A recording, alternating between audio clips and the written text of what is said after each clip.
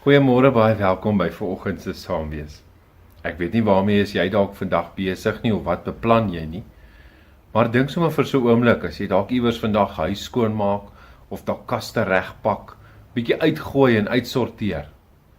Wat is dit wat daardie gevoel, hoe voel dit om ontslae te raak van dit wat ek nie nodig het nie? Dit wat ek nie saam met my hoef te dra nie. Dit wat ek kan laat gaan.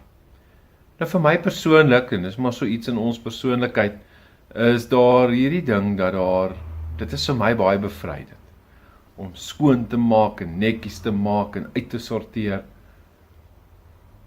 Nou in ons geestelike lewe werk dit baie dieselfde. Dink net aan hoeveel goed en hoeveel bagasie dra jy saam met jou.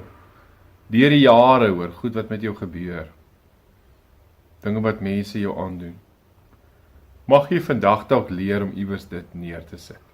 Dit te laat gaan, dit uit te gooi, af te stof, uit te vee, neer te sit. Ek dink sommer aan 'n teksgedeelte daar wat Paulus skryf aan een van sy briewe vir die gelowiges daar in Korinte. Hy sê iemand wat aan Christus behoort is 'n nuwe mens. Die ou is verby, die nuwe het gekom.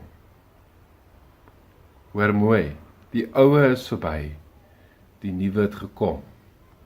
Te danke aan Christus is ek 'n nuwe mens.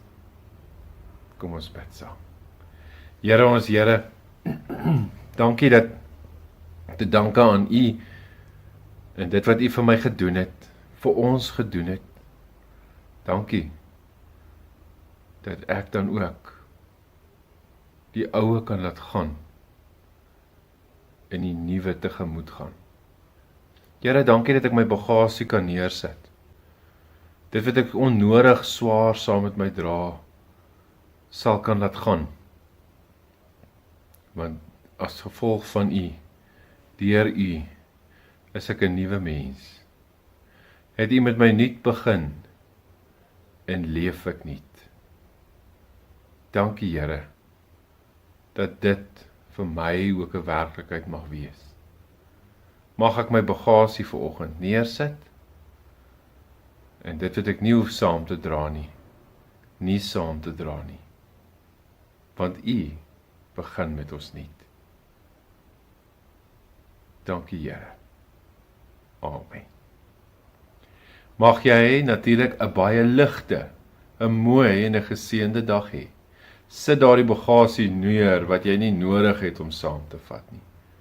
En mag jy leef as 'n nuwe mens vir wie die oue verby is.